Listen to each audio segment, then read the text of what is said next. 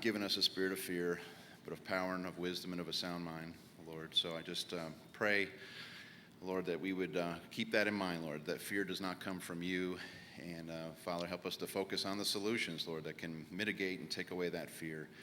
So, Lord, just bless our time together today, and we pray these things in Jesus' name. And all God's people said, Amen. Now, if everyone would rise, we'll do the Pledge of Allegiance. Ready? Salute. Pledge.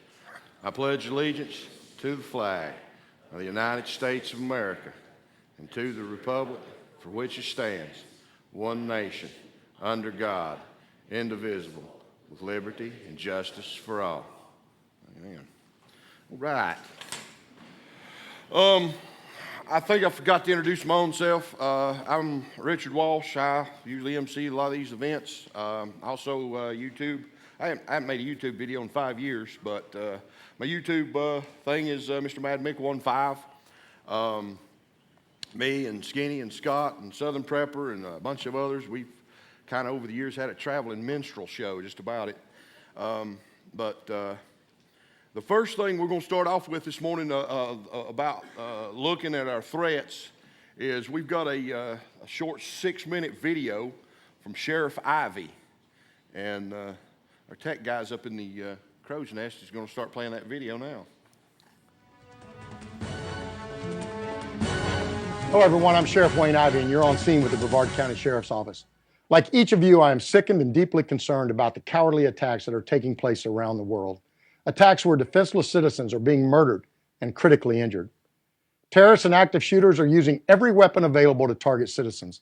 Guns, knives, trucks, hammers, and even explosives have all become the weapon of choice for murderers who only have one goal: killing innocent and law-abiding citizens. It seems that almost every day we hear of another attack taking place at a concert, tourist destination, church, business, or anywhere else in the world where they can strike fear in the hearts of citizens. Folks, now more than ever is the time for our citizens to be prepared to serve as the first line of defense, not only for them, but for their families when the attack happens. And let me be perfectly clear. Doing nothing or just hoping it won't happen to you is not going to save your life. For those who think that it can't or won't happen here, trust me when I tell you that it's already happening all around us.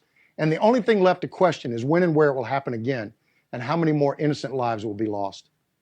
As everyone knows, I am probably one of the most politically incorrect sheriffs in the country. And to be honest, I'm good with that. What I'm not good with is sitting back waiting on the emergency to happen. Or even worse, sitting back and saying, it won't happen here, or it won't happen to me.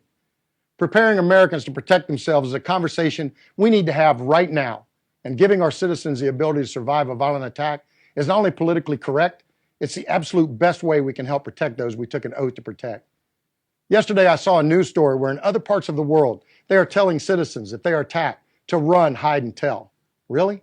Coaching citizens that the best way to save their life and the life of a family member, coworker, or friend is to run, hide, and tell? What's next? Ask you to run, hide, and then draw a line in the sand while daring the cold-blooded murderer to cross it? Not here.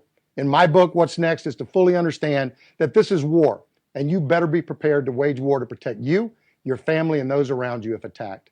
I am firmly convinced that as Americans, we can no longer sit back and pray the fight isn't brought to us. Instead, we have to stand together, shoulder to shoulder, prepared and ready to issue an immediate and directed response when the attack happens. Terrorists and active shooters know that our citizens have been coached to run and hide and then patiently await help. In fact, they count on it so they can strategically target as many citizens as possible. What they don't count on is being attacked themselves, having to become defensive to save their own lives. No matter who you are or what your position is on guns, there is no denying the fact that the only thing that stops a bad guy with a gun or a knife is an armed and well-prepared citizen or law enforcement officer. There is no doubt that as soon as 911 is called, law enforcement is on the way. However, until they arrive, it's up to you and those with you to neutralize or eliminate the threat. You have to make a decision right now, right this moment, to be prepared to save your life and those you love when the attack happens. Sun Tzu says in The Art of War that every battle is won or lost before it's ever fought. As a society and a community, we can no longer afford to wait for the attack to happen and then develop our survival strategy. We have to fight this battle on the front end by preparing ourselves to fully respond against the attackers when the time comes. As sheriff, I encourage you to be prepared to protect yourself and develop your survival strategy right now. If you have a concealed carry permit, then carry your gun with you at all times possible. It's not doing you any good at the house or in the car when the attack happens. Remember, if you have chosen a gun to protect yourself in the event of a violent attack, then you need to practice on a regular basis. I invite you to take our class, Self-Defense Through Tactical Shooting and Decision Making, where you will receive expert training from our Brevard County Sheriff's Office firearms instructors who teach our deputies how to be tactically prepared for any type of attack. If you don't have a concealed carry permit or are not someone who is comfortable using a firearm to protect yourself, then please consider some type of intermediate weapon, such as a taser or what we now call environmental arming, using items in your immediate surrounding area as weapons. Items such as a knife, chair, or a fire extinguisher. I would also encourage you to visit our website and watch the 4 A's of Survival. This 7-minute video discusses the importance of awareness, essentially knowing your surroundings and having a strategy for survival. Arming yourself with anything you can use to protect yourself. Avoidance, running to escape the danger, and attacking the perpetrator to neutralize or eliminate the threat. It's very important to remember that while the terrorist or violent attacker may have a weapon or even the element of surprise, a team of citizens working together to attack the suspect has a much greater chance of survival than allowing the suspect to operate unimpeded. There is no doubt that it takes great courage to attack someone who is trying to kill you or your family, but unfortunately, it may be the only thing that saves your life and the life of those you dearly love. I ask you to remember this if you ever find yourself in the middle of a violent attack. Since the terrorist attacks that occurred on 9/11, we all remember the videos of the Twin Towers and Pentagon where thousands were killed. Out of all the attacks that day, only one failed. The plane that was hijacked by terrorists and then was taken back by brave Americans who worked together as a team to keep the terrorists from reaching their targeted destination. While we will never know how many lives they saved that day, one thing is perfectly clear. Their heroic actions saved countless lives and showed terrorists what happens when Americans fight back. Remember, it takes a community to protect a community, and right now is the time to prepare for the emergency so we can do everything possible to protect ourselves and those around us should that time ever come. Best case scenario, you are mentally and physically prepared, and that day never happens. For more information on our Self-Defense Through Tactical Shooting class and to watch the 4 A's of Survival, please visit our website at brevardsheriff.com.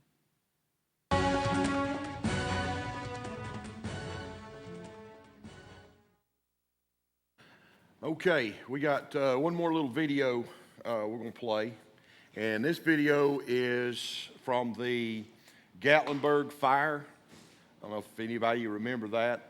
It was all over the news where Gatlinburg was ablaze with a brush fire. They said that the blaze was moving at like 70-something miles an hour towards these people. I'll warn you about the video. We're not showing it in its entirety, but Jan wanted it showed. She wanted to show you real life and the threats that's out there. There may be some language in this, so try to block it out with your inner sensor, but we've cut as much of it out as we could. But it's about an 8-minute video. Fire real close. I just saw a hot ember. I think I'm gonna have to get off here and check that out. We are now evacuating as Chalet Village is on fire. Rest us down.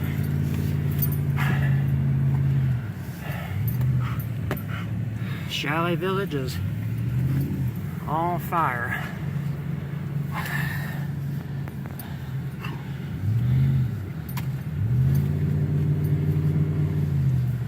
Shit. Go, go, go, go, go, go. That should have melted these tires in a heartbeat. Go.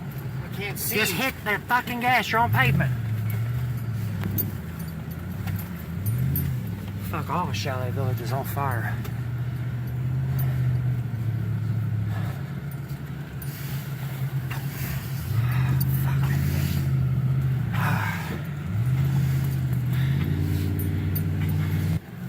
We just got stuck. We're turning around. There's power lines and trees blocking the road. We cannot get out.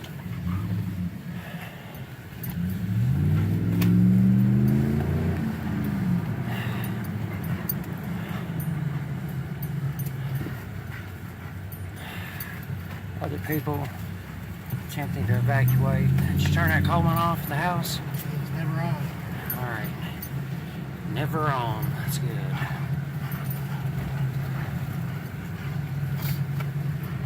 And now we're heading back towards where we live, which the inevitable we didn't think was going to happen. It's starting to happen. That's a cabin. There's down my road.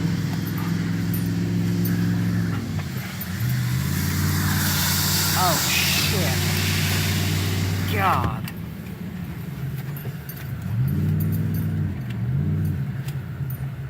Thanks, Lord. We'll get out of it. Hit the gas. I can't see. You can see.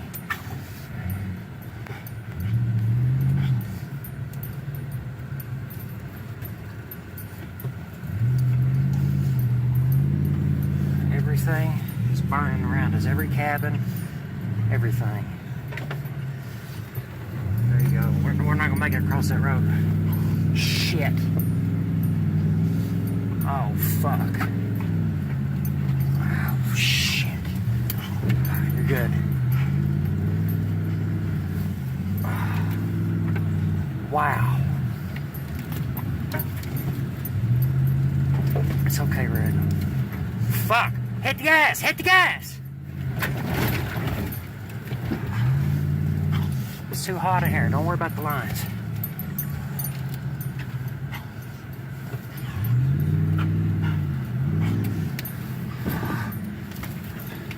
Oh, shit.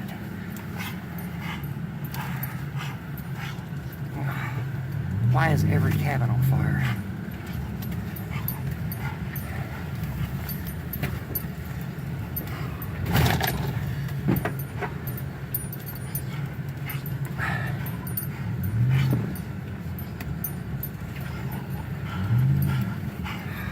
Fuck. I don't know about this.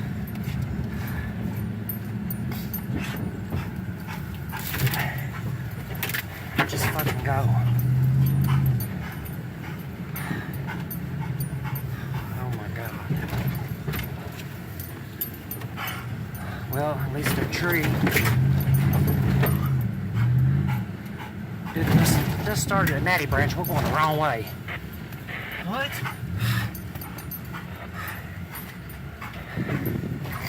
If we can make it to the Welcome Center.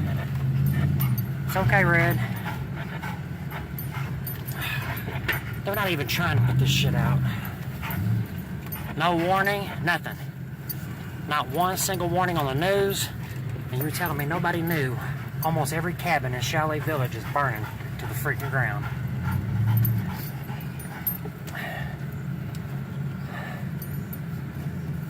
It's okay, babe. Come here. I know your eyes are burning. Oh God, that was a beautiful cabin too. Not now. Hit the gas. Hit the fuck out of here.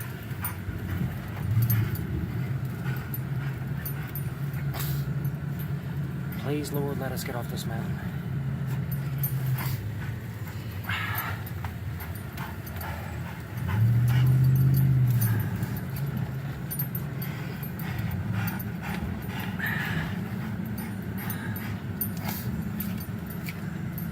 Oh shit. Go, go, go. We don't need a flat right here. Oh, fucking tree. Fuck! Go through it. Go through it. I can't. Fuck. We cannot be stuck.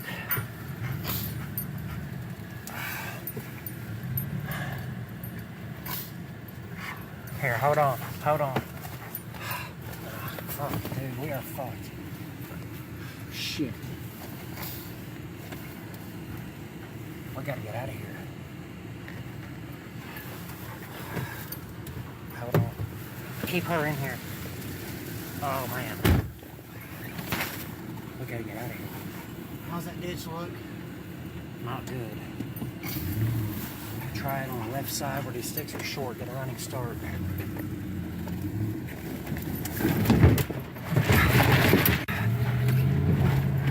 We just drove through a tree.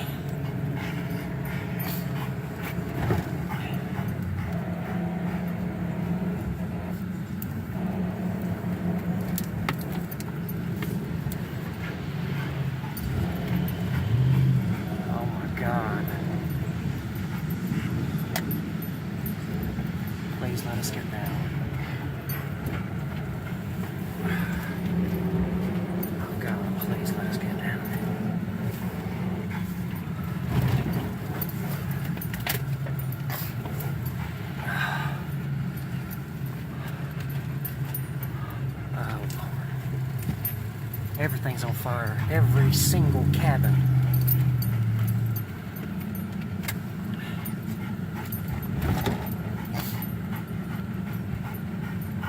Oh, fucking tree.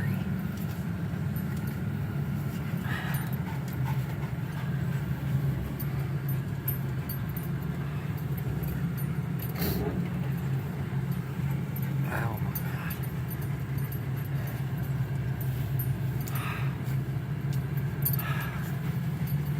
Please let us get out of here.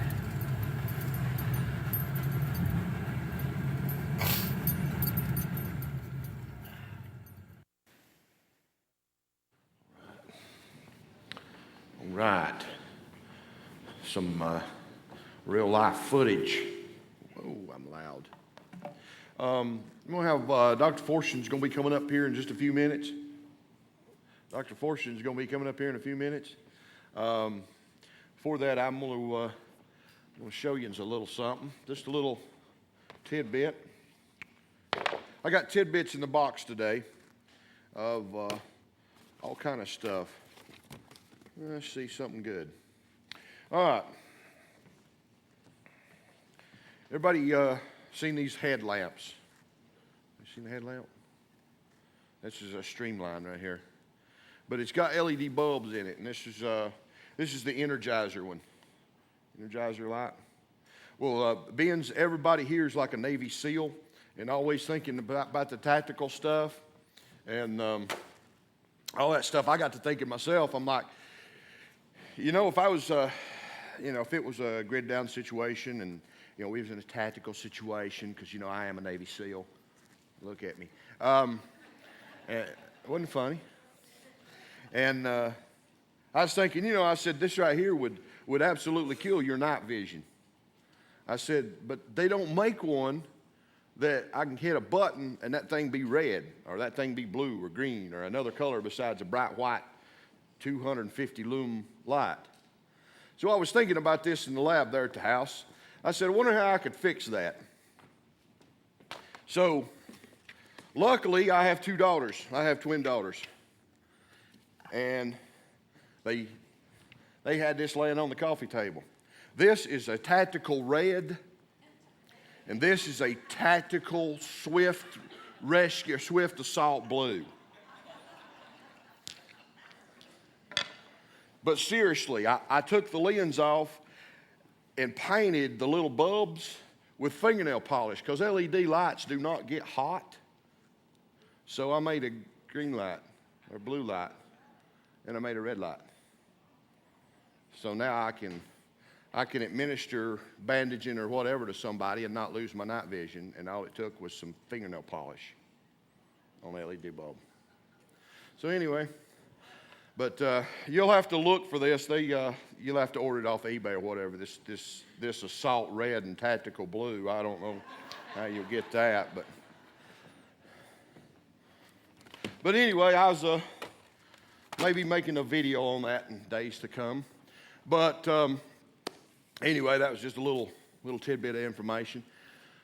Right now, I'd like to introduce a guy that spoke. I was talking to my daughter coming over here. She was asking about Dr. Farstehen. I said, I've probably introduced Dr. Farstehen more than anyone else has ever introduced him.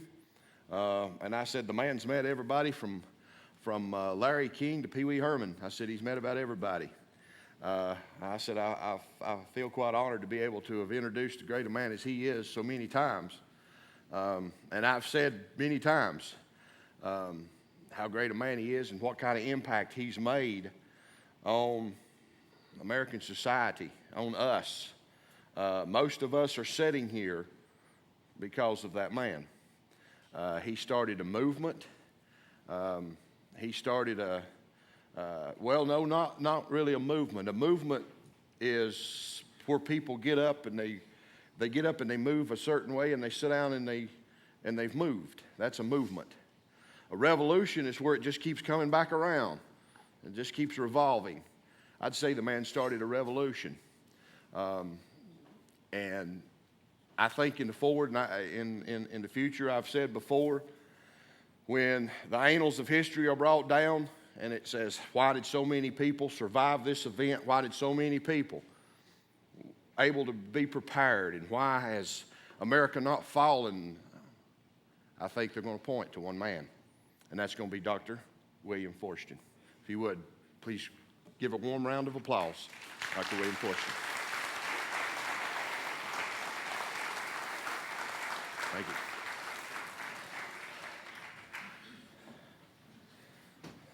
What time is it? I started teaching at Montreat College back in 1993, and I had the full schedule of 6 classes a semester. And at the end of the first year, the dean called me in, Don King. He's a great guy. Any of you know him. He's a well-known scholar of C.S. Lewis. And he called me in, did the usual review, and he said, by the way, we have to change something with you. And I was like, oh, what did I do? And he said, you're not going to teach a class before 11. He said, because it's obvious you're not awake yet. So bear with me. I want to start a little bit different. And the way I like to do this is I'll ramble on for 10 or 15 minutes, and then I much prefer question and answer and such. I had sort of a moment of, notice I'm still tired here. I had a moment a couple of days ago of, gosh, what role am I playing? Because a friend of mine sent me a news article. Maybe some of you saw it. The article was titled something like, "We were all supposed to die 25 years ago." You see, the prediction was that we were all going to die from the ozone hole by 1992. So happy anniversary. We've made 25 years of surviving the ozone hole. And that started me thinking, well, what am I doing? Am I out here running around as Chicken Little? Is there reality to what I talk about? And talking with my friend about that ozone article, it reminded me of something. Are any of you familiar with a book called Limits to Growth? Anyone? Okay. Limits to Growth is called by many the beginnings of the so-called environmental movement. The book was published in the late 1960s. I love bringing that book in and sitting down with my students, and I don't let them see the cover of the book. I just say, guys, I just read this book, and it's scaring the daylights out of me. And I start rattling off some predictions. Now, Limits to Growth projected, this was in the late 1960s, that we were all on a dead-end street. It claimed that by 1985, it was all going to be over, unless we did radical things right then and there in the late 60s. I recall at least one of my college professors making it mandatory reading, even though it was some dumb education class. And it was just like, why am I bothering to get a degree? Because I'm only going to be dead 10 years from now. Limits to Growth projected that by the mid-1980s, we were going to run out of oil. 2, climate cooling was going to get us, which I thought was kind of cool in a way because I liked winter. I was really a ski nut and sledding and ice skating and even ice boating. And I just sort of had this image of like giant glaciers coming down out of the north by 1985. School would be permanently canceled, and I could just go ice boating and sledding, and woolly mammoths would be back. We were all going to freeze. We were definitely all going to freeze. Do you remember nuclear winter? Do you remember 1991 with the war in the Gulf that Saddam Hussein blew out the oil fields? It was going to destroy the global environment. What's known as the Green Revolution, that was the major technological changes in the creation and distribution of food. It was all going to collapse by the early 1980s, and the planet could not sustain a population of much more than 4 billion, which meant that by 1985, hundreds of millions of people were going to starve. All of this combines together into global chaos, global breakdown, thermonuclear war, winter, woolly mammoths come back, and we're all going to die. I'll have to ask my wonderful wives and dogs, plug your ears for a second. I don't want you to hear this. I remember sitting there going, gosh, here I am in college. I'm still as innocent as driven snow, and I'm going to die before all that gets resolved and I find a nice girl and settle down and marry. It was a pretty depressing picture, wasn't it? Well, we're still here. So is all this about nuttiness? Is all this about prophets of doom? Is it all about I'm a Jeremiah and 30 years from now I'm still going to be saying the same thing? So that was my angst of a couple of days ago. It actually made me think about what I'm going to talk about today. There are real threats, and there's a fear of threats. Maybe someday they'll give me a Nobel Prize, the way they did Al Gore, all right? Now, if I get a Nobel Prize for what I'm talking about, that means it's never going to happen, all right? There is a lot of fear-mongering going on in our world today, and it's been that way since the beginning of history. If you were living in Rome in the first century, there's most likely some guy like me going around with cool robes on saying, we're all going to get screwed, and the barbarians are going to be over the wall. Well, it did take 4 more centuries before that system collapsed. So what am I trying to say? Are there real threats, or is there simply the fear of threats? I believe we have some real solid issues that we have to confront at this moment. And I always manage to draw Abraham Lincoln's, one of my favorite Lincoln quotes into it, which is the dogmas of the quiet past are inadequate to the stormy present. What are some of the real threats? Well, the big one's war.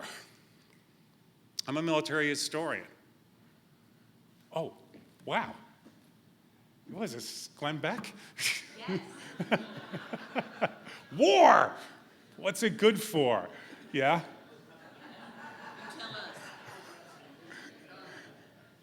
We've been stuck with it from the beginning, war and rumors of war. To actually think that we're going to hit some sort of beautiful age of Aquarius, and we're all going to eat granola together, and we're all going to live in peace and happiness, you got to be crazy.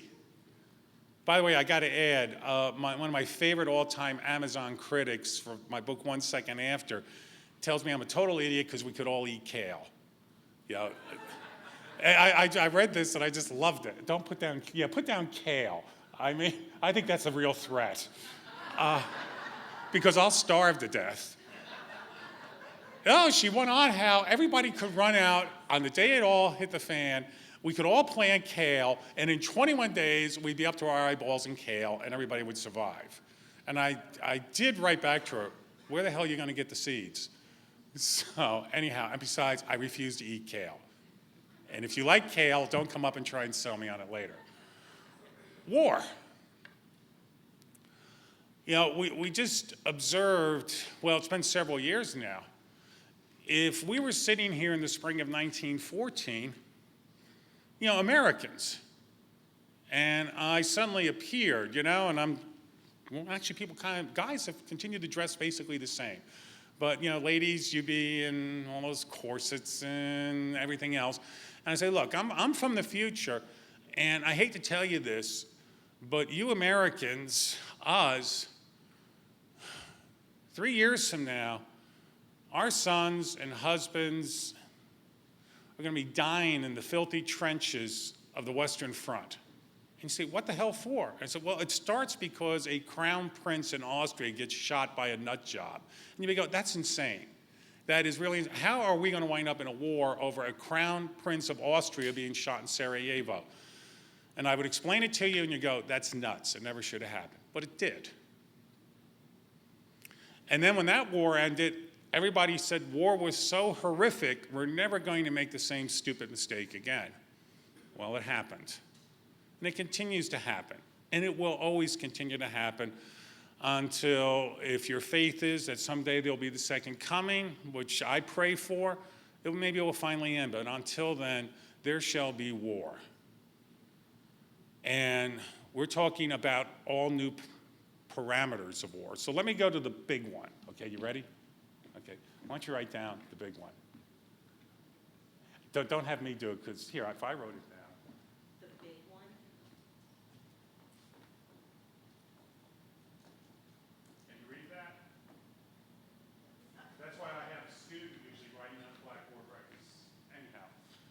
here, why don't you?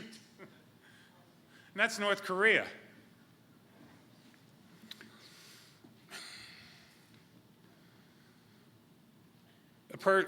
North Korea. As you know, well, you should definitely know, North Korea tested what was claimed to be an ICBM a couple of weeks ago.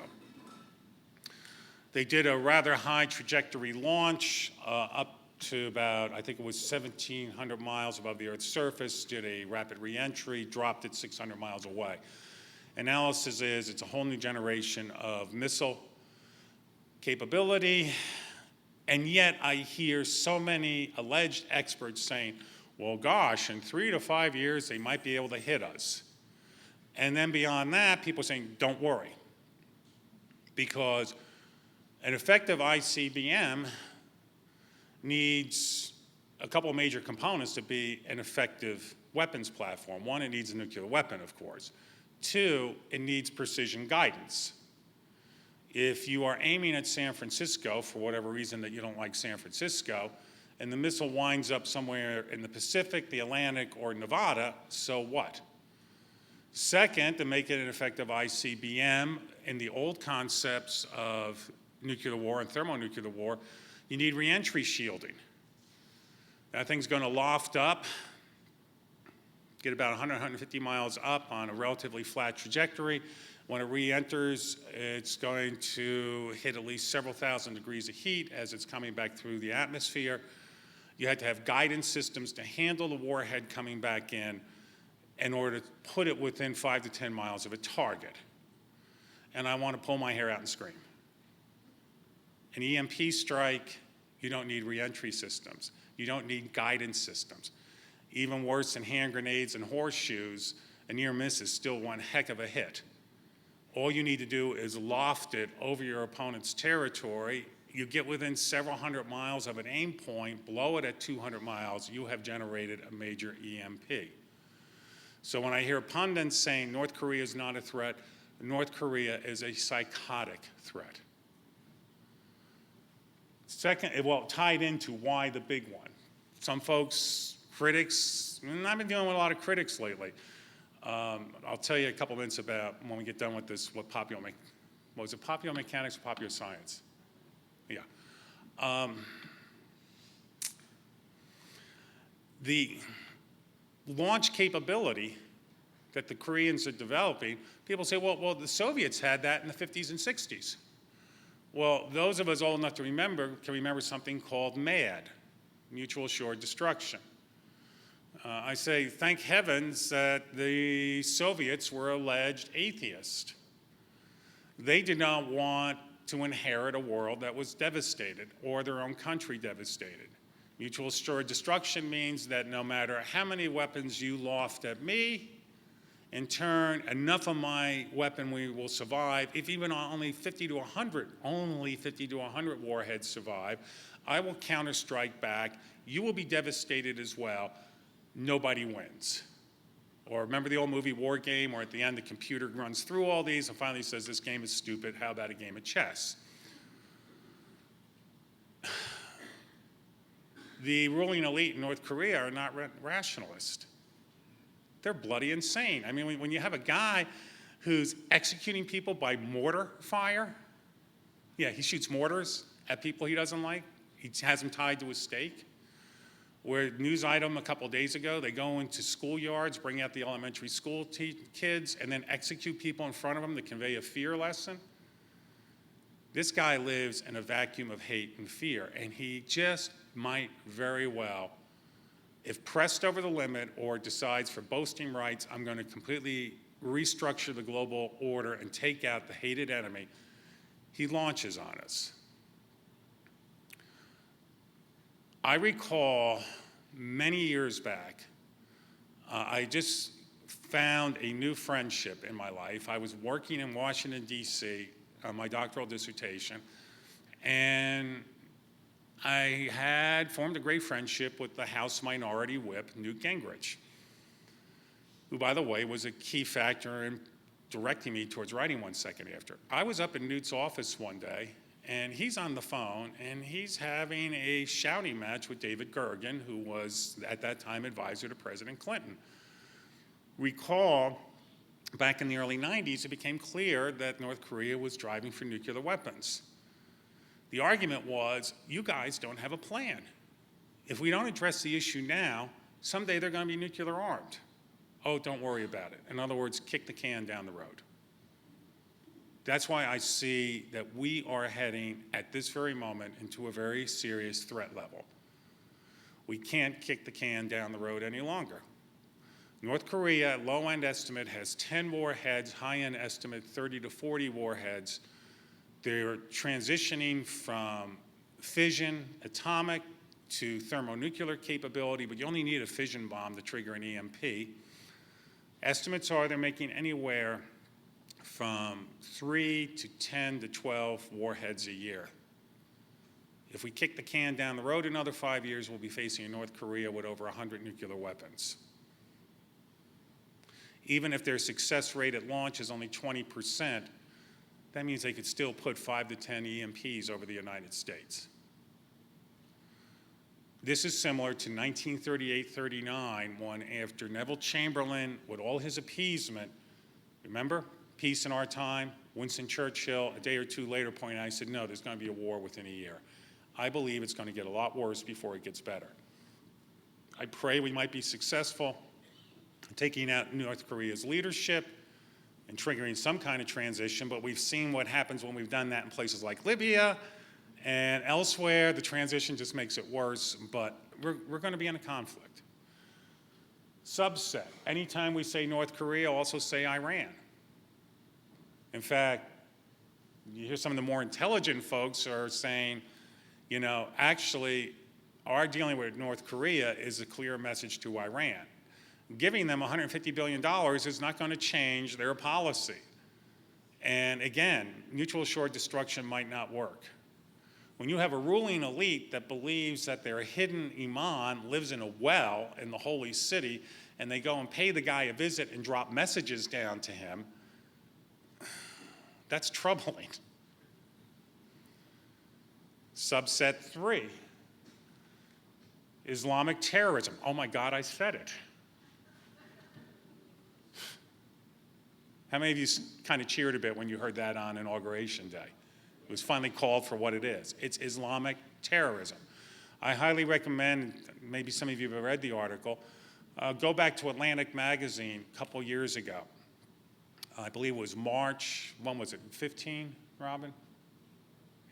March or April, 2 or 3 years ago. The title of the article, what was the title again? It was What Does ISIS Want? You want an incredibly good analysis of why ISIS has gone to the insane, sick, perverted level that they have. Read the article. People are saying ISIS has been defeated in Mosul and we're soon going to knock them out of Raqqa. Well, the more realistic folks are saying, yeah, we heard the same thing about al-Qaeda and the Taliban. You shatter their hold in Raqqa, it's maybe a bad analogy, but it's like reaching into somebody who has cancer and you squeeze it to kill the tumor. And yeah, you might kill most of the tumor, but the rest of it's going to just morph and spread, metastasize. ISIS will continue to metastasize around the Islamic world. What would ISIS do if they actually had a launch capability? Somebody shuffled a weapon and even just a high-grade Scud system and put it on a container ship. Do you think they just might do is they would do it in a heartbeat? One of the really whacked things about ISIS doctrine, they actually believe they have to lose before they're going to win. They believe that in fulfillment of their concepts of prophecy, they are going to go down to 5,000 warriors in a great climatic battle fought in Syria. At which point, just as they're about to lose, guess who shows up to fight on their side? Muhammad, and by his side, Jesus Christ. Check it out. Check it out. They see Jesus Christ as a prophet, and he will show up on their side to set all of us Christians straight.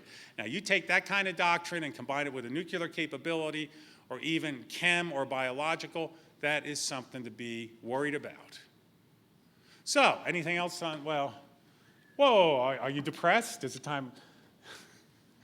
Robin likes to point out, she said, really, Bill's a kind of a funny guy, occasionally. Okay, what other threat levels do we got? Well, I'm allegedly working on my next book now. It's about coronal mass ejection. What would happen in the 48 hours before? How many of you are familiar with CMEs? Anyone? Okay. A CME, coronal mass ejection. Every day, if you've all heard this before, just tell me to shut up, okay?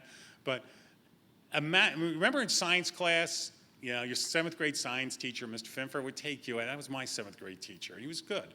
You go out in the middle of a football field, and he holds up an orange or grapefruit. He said, this is the sun. And he gets the kids out there. Now, here we are, we're Earth. And so you got a kid who's holding a BB up at the 50-yard, at the goalpost line. And he has you walk around, doing the orbit of the sun.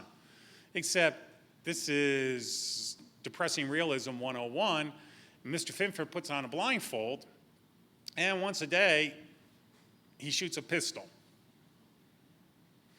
What's the probability sooner or later he's going to kill Billy Farstehen carrying that little? Very, very low on any given day. I'm going to school in the morning, Mommy, Mr. Finfer is going to shoot at me today. Well, Billy, there's only about one chance in 17,000 he's going to hit you, so have a nice day. But sooner or later, my mom's going to get a phone call. We winged your kid. That is known as a Carrington level event. I call it a CLE.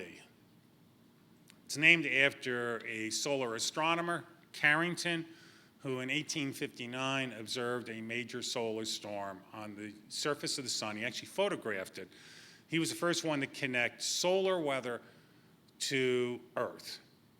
When after observing this huge solar storm, a couple of days later, northern lights blew across the planet, the north and the south, all the way down to the Virgin Islands. How many of you have ever seen the northern lights? It's really cool, isn't it? I went to Iceland to see them a couple of years ago. But in the 1840s, 1850s was the beginning of the modern electrical infrastructure. It was called telegraphy. Telegraphy stations were catching on fire. Railroad ties, the wooden railroad ties, were actually smoldering and in some places bursting into flame because of the electromagnetic disturbance from the solar storm cascading down, hitting the railroad tracks, setting them on fire. Now that was an incredible, have you ever seen an 1859 telegraph? These are like overbuilt honkers. They're really interesting. Compare that to modern computer technology, just how vulnerable our modern electrical system is compared to 1859. Well, predictions vary, but I've heard a low end every 75 years. I've heard a high end about every 150 to 200 years. We are going to be hammered by a major solar storm, sufficient enough to take out not just the power grid of part of the United States, but it could actually be a global-wide event. Imagine the chaos after something like that. If power's blowing out in Russia, Lithuania, Herzegovina, Saudi Arabia, what would happen? Now, we were at a solar maximum several years ago, but we're actually gone into what's known as a solar minimum. But when you look at the history of solar storms, solar minimums sometimes will produce a humongous blowout. In fact, just 3-4 days ago, there was a large sunspot, and if you looked at a photo of the sun, it was like looking into an eyeball, kind of squinty little eyeball, but we were looking straight into one. If it had blown at that moment, and people were calling me up, do you think we're screwed this time? I said, nah, but sooner or later we will be. And I'm not going to tell you when, because I'm packing my get out of Dodge bag, and Robin and I are going to go hide. We are going to be nailed by a solar event sooner or later. That's going to seriously disrupt our grid. Short term, it might take it down disrupt things for days. Long term, it could be a global devastating event. That is real.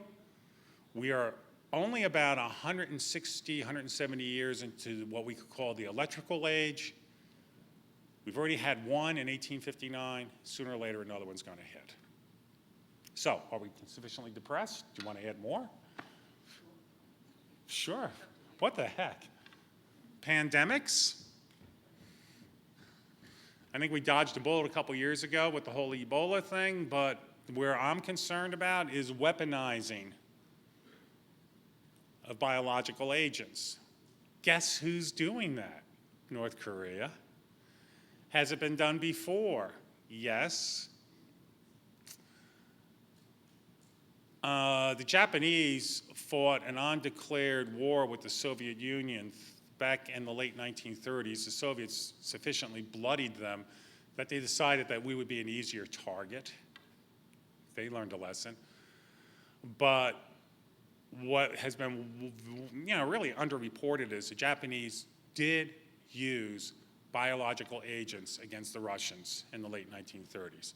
And they did horrific experiments that made some of the things the Gestapo and SS did look like school kids. Experiments in China against POWs, against even our own men who were POWs. So there's been study, there's been a lot of work on weaponizing biological agents. Chemical warfare. If North Korea was going into a major spasm and saw itself possibly losing a war, or maybe even as a first strike, I certainly wouldn't want to be in Seoul if they unleashed chemical weapons. Chemical weapons that make World War I, it's a magnitude worse. Could such things be released here? Do you remember the anthrax scare back after 9/11? So, biological warfare, chemical warfare, social breakdown. And a lot of people overplay this thing, and actually I think it is overplayed a lot, but we are a very tense society at this moment. By the way, I got to throw an editorial comment in here as a historian. I just went ballistic a couple of days ago when I saw that, I'll have to call them the lowlifes, who created some TV series called Game of Thrones. How many of you heard about this? HBO has greenlighted a new television series called Confederate. Have you heard about this? Oh, I hope you get on social media, look it up, and then scream.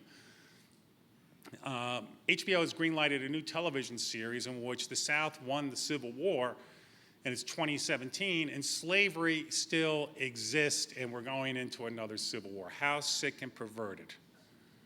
It's that Hollywood vision that Weans, and I'm a transplant from New Jersey, but I call myself a you all Wean.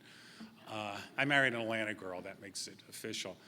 That somehow we would, as good Americans and Christians, countenance slavery today. They're going to make a TV series about this in which America rips itself apart because we're a slave society in 2017 in the South. It's perverted.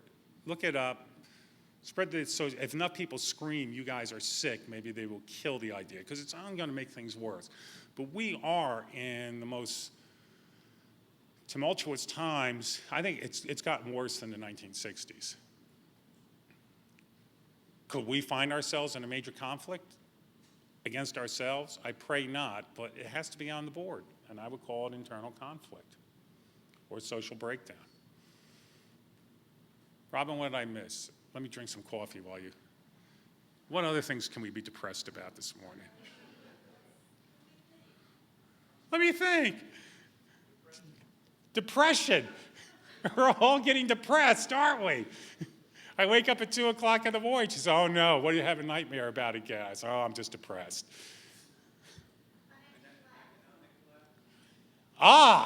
I should hand the microphone to my CPA wife. I mean, she explains how all this is going to happen to me, and I sort of glaze over. I say, we'll just blow ourselves up. But yeah, I can't talk you into coming up here and taking the mic, can I?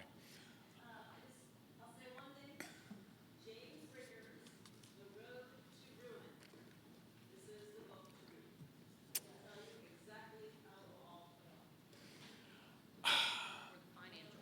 financial collapse. Financial collapse, economic, social collapse. Now, are we all sufficiently depressed? So if so, I'm going to go home and curl up into a ball. Or we could go to Q&A. Let's go to Q&A. But let me add one personal thing here. It's great to be here again, folks. The reason why is 3.5 years ago, Jan, where are you? Thank you. Jan had me come here on November 2nd, 2013 to give a talk. And on that day, I met my wife. So I love Lake Junaluska.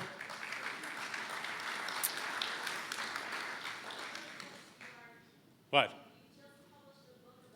Oh, you want me to do the sales pitch, huh? So we're not depressed anymore.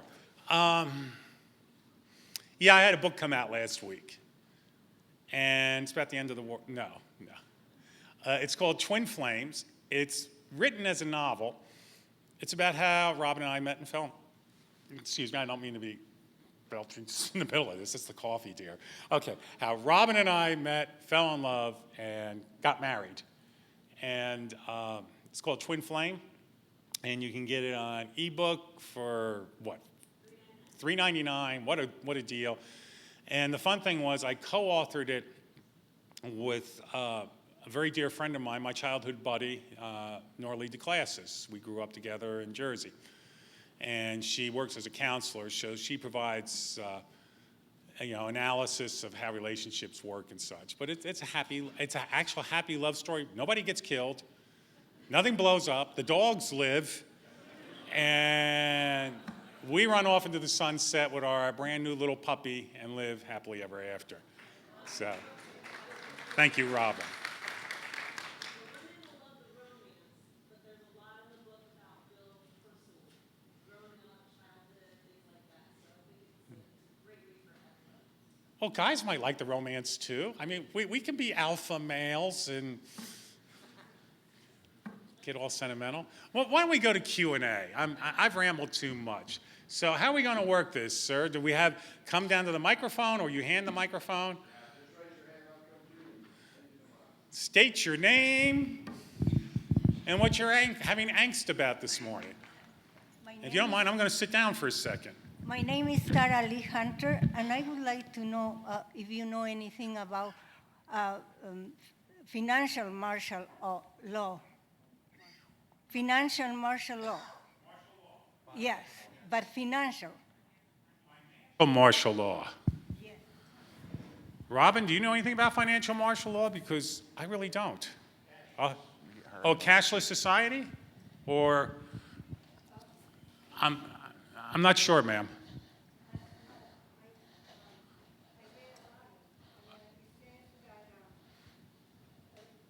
She was not done. Mm-hmm. Oh, seized.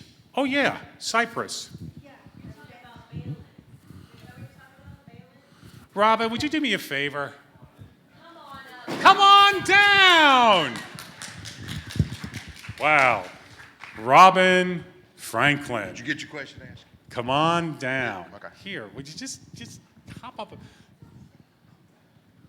You and then him. I'm crazy about her. Cyprus, financial bailout. Yeah, what is it? I don't know. You tell. I'll drink coffee. Yeah, a bailout is when the banks start failing and the government comes in with money to save them. Way to go, man. Everyone in government kind of knows that's got a bum rap. People don't like it. So the next time the banks start failing, they're going to use your money, which on their books is a liability, to pay other creditors, other liabilities. So this is what happened in Cyprus. I believe the dollar amount was $100,000. If any account had more than $100,000, they took a percentage of it. Is this what you're talking about, ma'am?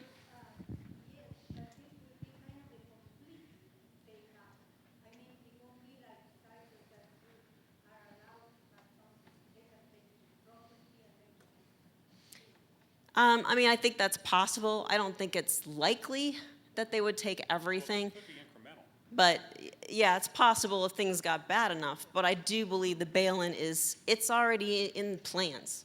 It's already, this is what we're going to do. The banks will fail again. We're in a huge credit bubble, credit expansion. And when that busts, that's what they'll do to handle it. Say that again? Yes, in Jim Rickard's book, he talks about bail-ins. Absolutely. Yeah, that's one of the initial steps of what's going to happen when things break. Thank you. Okay, we have another. Well, just sit down. We might have another finance question. Yes, yes, Hi, ma'am. my name is Carolyn. I read that Australia is mandatory now that they chip all their citizens. Where do you feel that is in our timeline, the microchip? Because once they do that, we can be controlled in every way. Microchipping us. Well, it's got to be sold as, you get this microchip, you can enhance your intelligence or any number of things. I'll tell you one where I do, my paranoid antenna goes up, and that's driverless cars. Though, well, a little fun personal thing.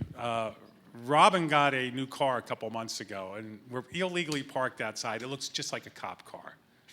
It's a Charger, and it's all black, and we put a fake antenna on the back. And I love it because we're driving down the interstate. I hate 55-mile-per-hour left laners who just sit there and tie things up. We'll come roaring up behind. They look in their rearview, uh-oh, and they pull over, and we wave. But the downside is in Black Mountain, North Carolina, the speed limit's 20 miles an hour, and we're late, and all the locals are black. We all drive 30. Come up behind somebody, and they go, oh, and they go 17 miles an hour, all right? But yeah, I'm actually paranoid about driverless cars. They're going to be networked into computers. Is some entity going to know where I'm going precisely every minute? Know where I am every second of the day? Folks, greater and greater surveillance capability and intrusion is going to be yet, well, it's another paranoid thing. It's page 2 of paranoia, but it's real. We think the surveillance state is bad now. Imagine what it could be in 10 years' time.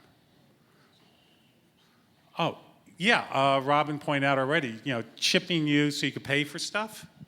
Oh, okay, here's my Starbucks for $47. And post-inflation, and yet it can also be used to track you.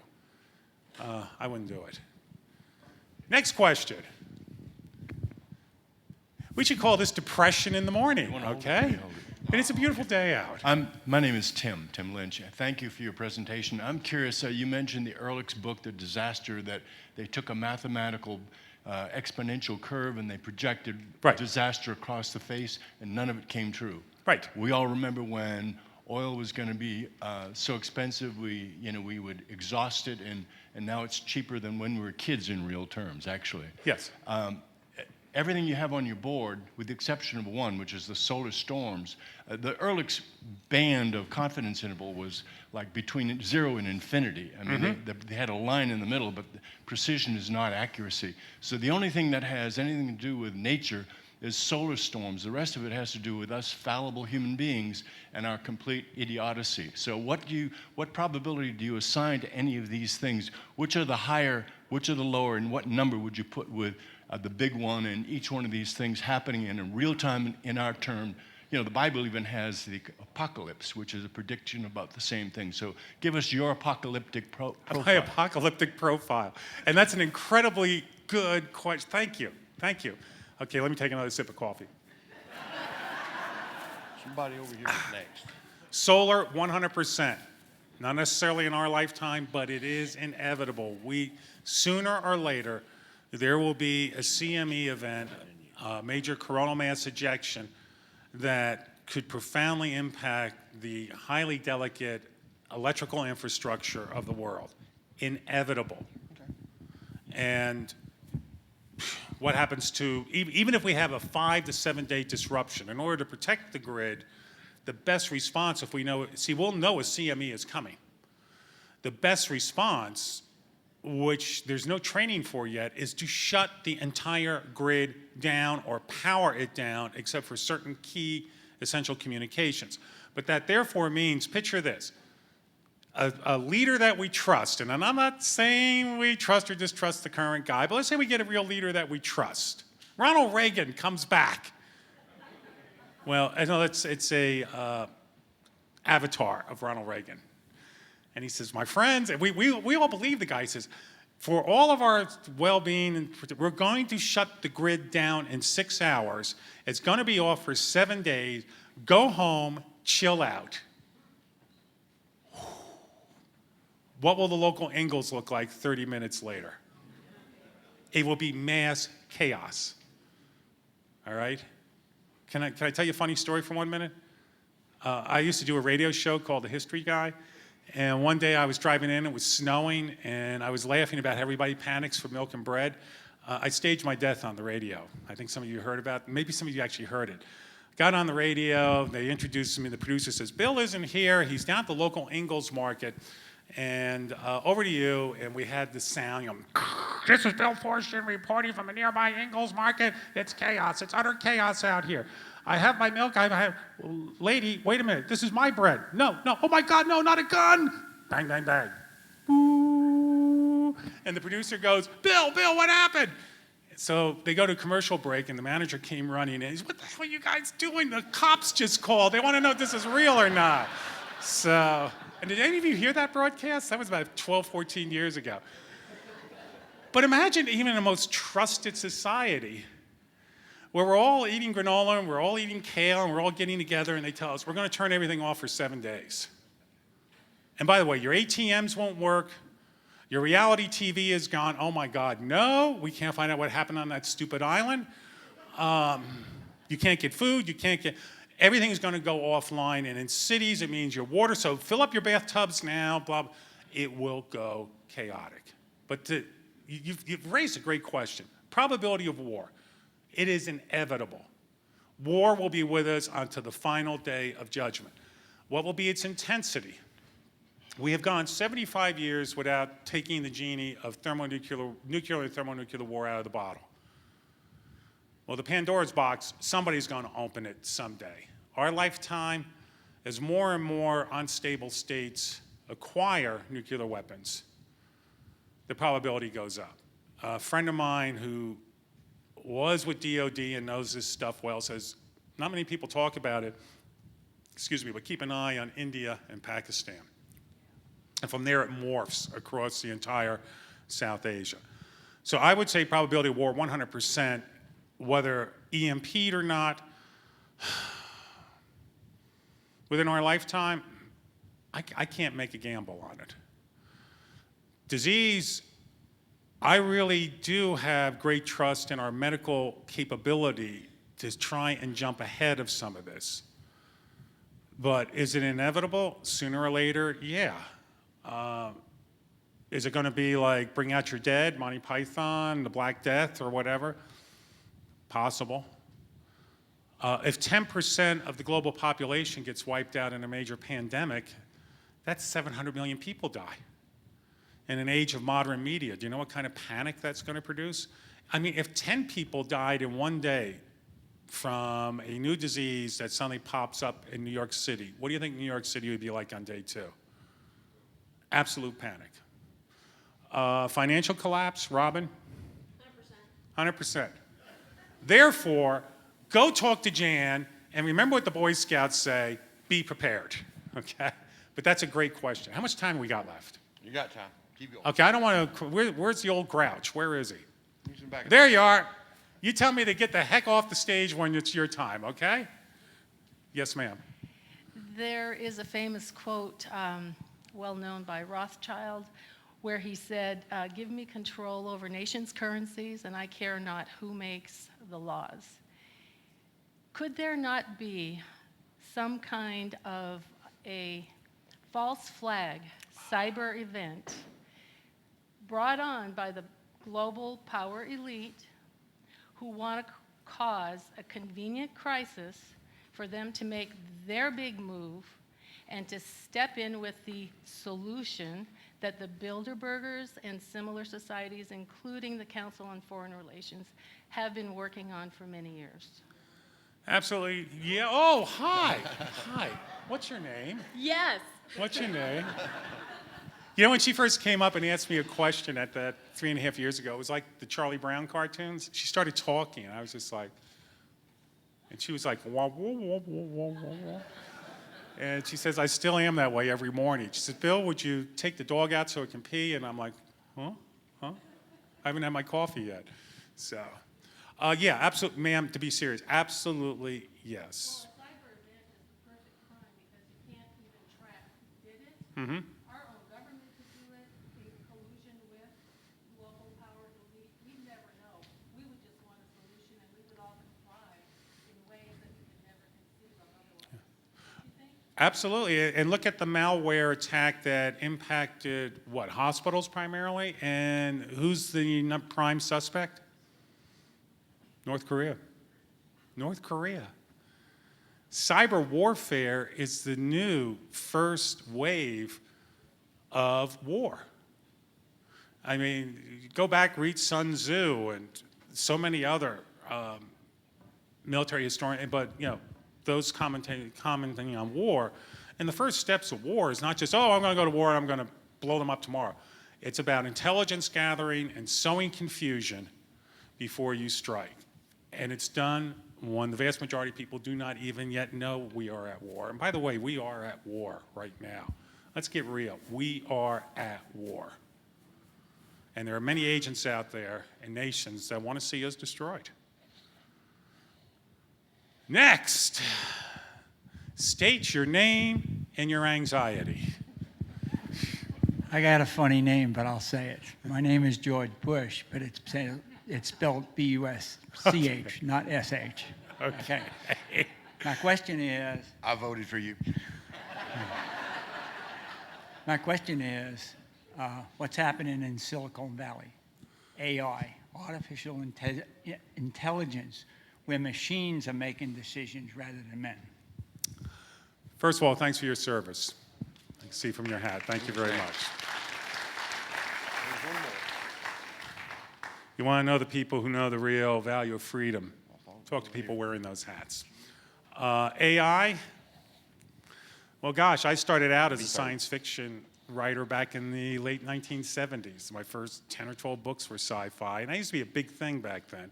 Everybody remembers HAL and all the others. And that's an unknown, but what is it, Moore's Law, the doubling of capability? It's slowing down a bit, but look at our capability today as compared to even just 10 or 15 years ago. Are we going to be outpaced by our own machines? Maybe some.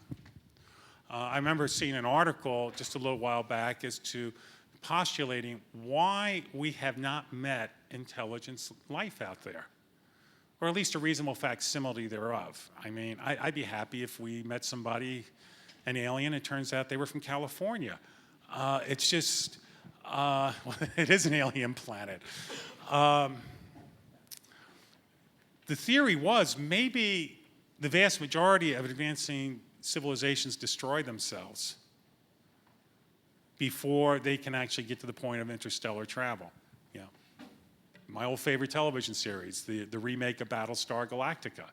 The machines came back to haunt us. It's a recurring theme in science fiction. Is it possibly real? Yeah, I think it is. So we'll put AI. Terminators are going to get us. But I say that very seriously. Next, how much time we got left? You got time for 3 more. 3 more. Here, there, and Everywhere. in the back. Come to me. Nobody gets the mic. takes the mic. We've been through that. That's right. My name is Chris Dominiani. I'm one of those damn Yankees. I came from upstate New York, and I'm staying down here. Whereabouts? Plattsburgh. Oh, Plattsburgh, okay. New York. Oh, yeah. Way up north, so. Never heard of it. Never heard of Yeah, it. Newark, New Jersey. It's actually like North Carolina, but just a lot colder. Anyway, I'm a truck driver, and I'm on the interstate system every single day. And all God it would save take you. is one terrorist attack on a truck or interstate system. And I can't think of, you know, the conversation is, oh, grocery stores have 1 or 2 days supply worth of foods and all that stuff. I mean, what would happen in a major event where any part of our interstate system, do you see that could be reworked, or, I mean, just scenario? Somebody, somebody should write a book called Day of Wrath, or, you know, Well, what happened in Atlanta? Though this Atlanta girl, it was rather perverse. You know, sometimes bad things happen elsewhere and you kind of chuckle a bit. And we were both like, gosh, glad we don't live there, ha ha ha, because your brother does. And his commute doubled to like 3 hours to get to work. Yeah, so some wacko set a fire underneath a bridge on Route 85 and it gridlocked all of Atlanta. Imagine a scenario of just a coordinated hit on 2 or 3 major transportation choke points, like the tunnel in Baltimore, or a key bridge or something, or even just 3 or 4 trucks jackknifing, set them on fire, and then walk away. We realize we are very much a just barely on time delivery society. You go into your local pharmacy, do they have a month's supply of crucial medication for the entire community? Does a nursing home have a month's supply on hand of pain medications? No. It's always just a day or 2. For inventory reasons, also for security reasons. You shut down even part of the transportation grid and it goes into gridlock. And then chaos. When I wrote 1 second after, the data I worked with said 90% of the cars made after 1980 would torch off. Since then, a lot of people have criticized it. I just did an interview a couple days ago in which the guy said, well, I've heard figures as low as 10%. I said, okay, you're on the Washington Beltway at 5 in the afternoon and 10% of the cars short off. Actually, it'd be vengeance on all the bureaucrats, wouldn't it? Robin and I were driving around D.C. a couple of weeks ago, and we were chuckling. It's like, ha ha, we're just driving through, but you got to do this every day. So, but imagine, even 5% of the cars on the Beltway shut down, or 3 or 4 trucks jackknife. You gridlock the whole Capitol. We got 2 more. Yeah, a lady was over in here somewhere, raised her hand. Going once. Oh, she got so depressed. There she was. Him and the gentleman in orange in the back. Okay, 1 more. 2 more. 2 more. My name is Jeanette, and until the big whatever happens, we're living in the present day. Every time I pull up my online banking, I feel like it may not be there. And LifeLock and this and that and the other. Would you just please speak to that? Thank you. We don't have too much money in any one account.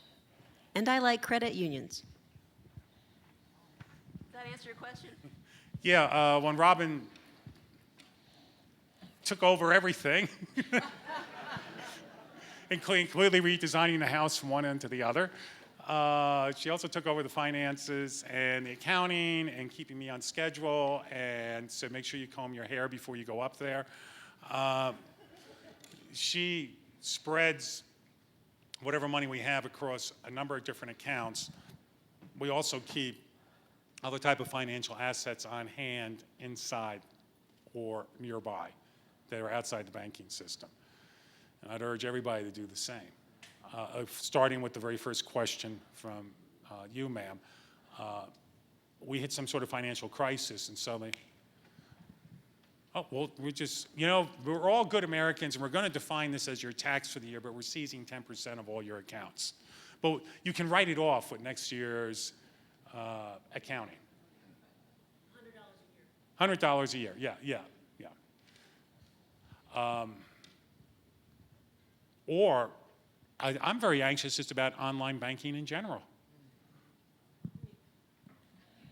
One thing I agree with you a little bit about the nervousness, but I will tell you my experience with him. He wasn't online with anything when I met him and we got married. It was super easy to set up an online account for all his bank accounts. I didn't need to know very much information at all. I actually feel safer now that we have a username and a password than I did without having it at all. But you also, what'd you do with all the credit reporting agencies? You put a lock? Yeah, we have a freeze. It's called a freeze. You can put it on all the 3 credit agencies. It used to cost $10, and now they let you do it for free.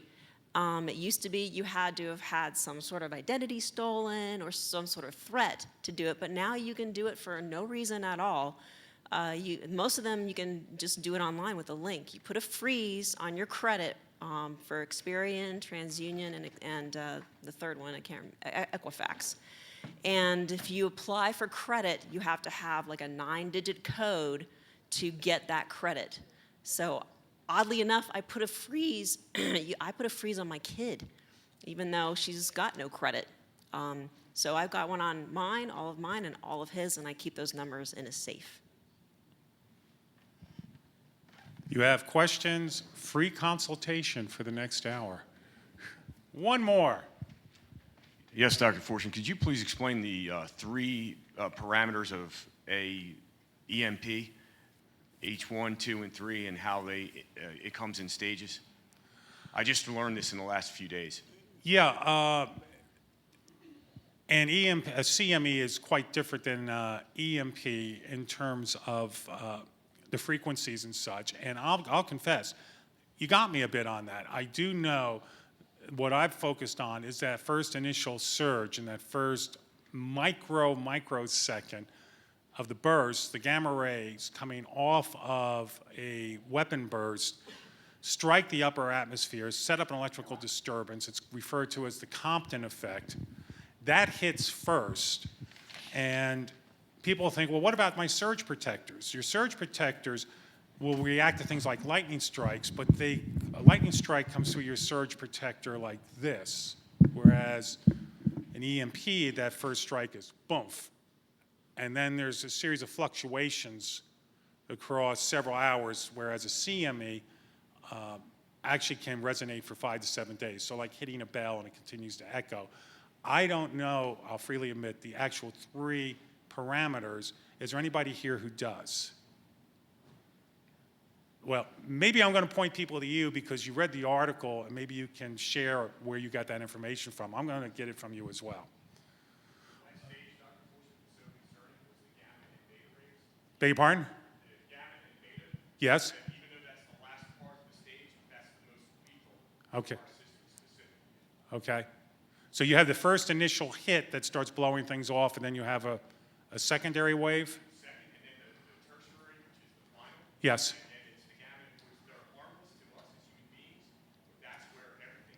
Okay. And what is the time factor on that? That's what was my concern, because it's not something 5, 7, or seconds later, that it could be within a cycle of, time not defined, but within a cycle, and it's exponential.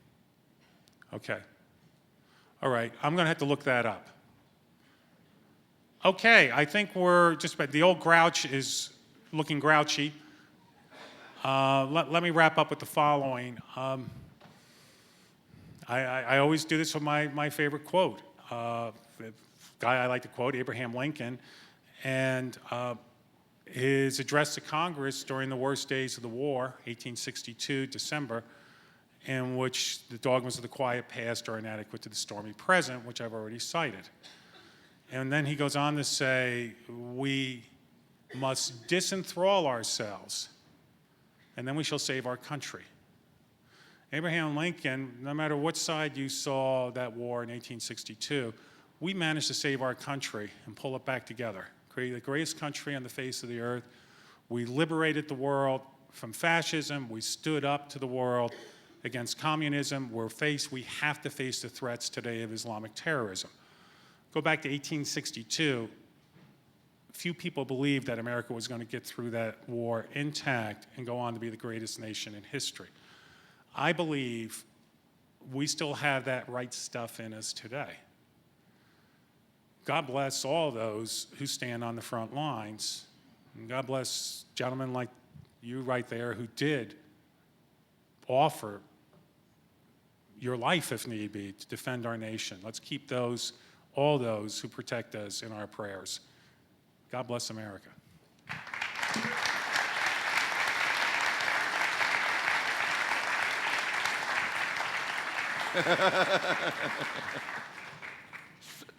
Thank you very much. Thank you very much. More coffee.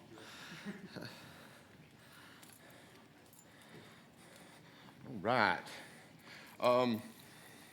Enjoyed that, Mr. Farstehen, as always. Someone lost some keys in the parking lot. Jan will have them back at the registration booth here in a moment. You can come back and claim them. Oh, we got a winner. Come on down. Thank you. We're going to do some raffle real quick. We got a bunch of door prizes. Let me come down. Here, you hold that.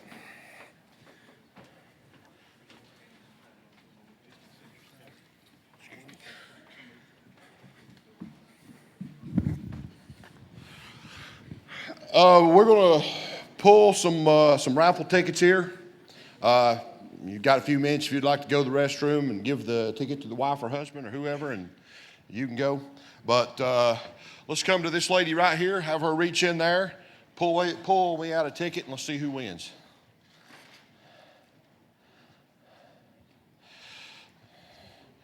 Okay, read that number. I ain't got my glasses on. 633210.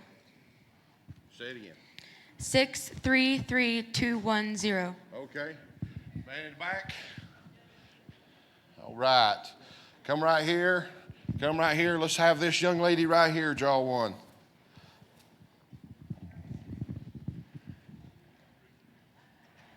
All right. 633165. 633165. Right back here. Give me the ticket. He looks impartial. What if I get them all? That'd be funny if I win. 633135. 633. Right here. Right here.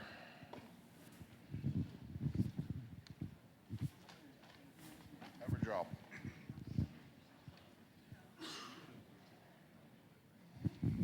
633127. Bingo. He got bingo.